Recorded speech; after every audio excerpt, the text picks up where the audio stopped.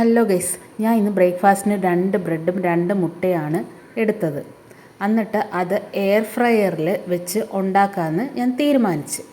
Bread എടുത്തിട്ട് plastic glass വെച്ച് 2 വട്ടം ഉണ്ടാക്കാമെന്ന് ഞാൻ തീരുമാനിച്ചു. എന്നിട്ട് അപ്പോൾ എനിക്കൊരു തൃപ്തിയായില്ല, ഒന്നുകൂടെ 2 വട്ടം ഉണ്ടാക്കി. എന്നിട്ട് എയർ ഫ്രയറിൽ വെച്ചുണ്ടാക്കാമെന്നാണ് ഞാൻ ശരിക്കും തീരുമാനിച്ചത്.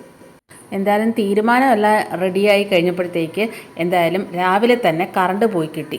എല്ലാ സ്വിച്ചും ഇട്ട് നോക്കി, കറണ്ട് വരുന്ന ലക്ഷണമില്ല. 5 മിനിറ്റ് 10 മിനിറ്റ് ഒക്കെ വെയിറ്റ് ചെയ്ത് നോക്കി, പക്ഷേ കറണ്ട് വരുന്നില്ല. എന്ത് ചെയ്യാനാ, പാവി ചെല്ലുന്നിടം പാതാളം എന്ന് പറയുന്ന പോലെ ആയി എൻ്റെ അവസ്ഥ.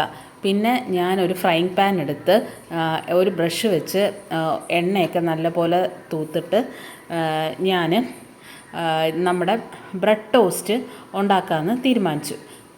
എന്നിട്ട് എന്താ പറയുമ്പോൾ മാഗിയുടെ ഒരു മസാല ഈ മുട്ടയും മുകളിലോട്ട് ഇട്ട് കൊടുത്തു. അത് കഴിഞ്ഞിട്ട് പിന്നെന്താ, കുറച്ച് ബട്ടർ തൂത്ത് കൊടുത്തു. അപ്പോൾ ബട്ടറും നമ്മുടെ മുട്ടയും പിന്നെ ആ മാഗിയുടെ മസാലയും കൂടെ നല്ല ഒരു ടേസ്റ്റ് കിട്ടുമെന്ന് ഞാൻ ഒരു ഗസ് അടിച്ചതാണ്. എന്തായാലും ഇതെൻ്റെ സ്വന്തം റെസിപ്പിയാണേ. ആദ്യമായിട്ടാണ് ഞാൻ ബ്രെഡ് ടോസ്റ്റൊക്കെ ഉണ്ടാക്കുന്നത്. അപ്പോൾ എന്തായാലും നല്ല മണവും ഒക്കെ വരുന്നുണ്ട്. അതിൻ്റെ കൂടെ ചൂട് ചായയും കൂടെ കുടിച്ചാലോ. ഇപ്പോൾ ഇതെൻ്റെ സ്വന്തം കപ്പാണേ. അപ്പോഴത്തേക്ക് എല്ലാം എന്തായാലും റെഡിയായി, നല്ല മുരിഞ്ഞിട്ടുണ്ട്. അപ്പോഴത്തേക്ക് എന്തായാലും ടേസ്റ്റി ആണെന്ന് കണ്ടപ്പോൾ തന്നെ മനസ്സിലായി.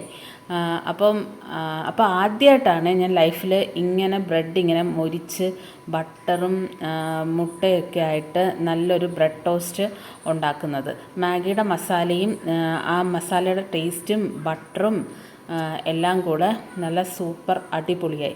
അപ്പോൾ വേറൊരു ദിവസം എയർ ഫ്രയറിൽ ഉണ്ടാക്കാം. എയർ ഫ്രയറിൽ ഒരുപാട് ഓയിലൊന്നും ഉപയോഗിക്കേണ്ടി വരത്തില്ല. ഇതിപ്പം ഹെൽത്തി അതൊന്നും ഞാൻ നോക്കിയില്ല. ശകല എണ്ണ, ബട്ടർ, മുട്ട മസാല, എന്തായാലും അടിപൊളി ടേസ്റ്റാണ് കേട്ടോ. എല്ലാവരും ഒന്ന് ട്രൈ ചെയ്ത് നോക്കണം. അപ്പം ഞാൻ ആദ്യമായിട്ടാണ് ബ്രെഡ് ടോസ്റ്റ് ഉണ്ടാക്കി കഴിക്കുന്നത്.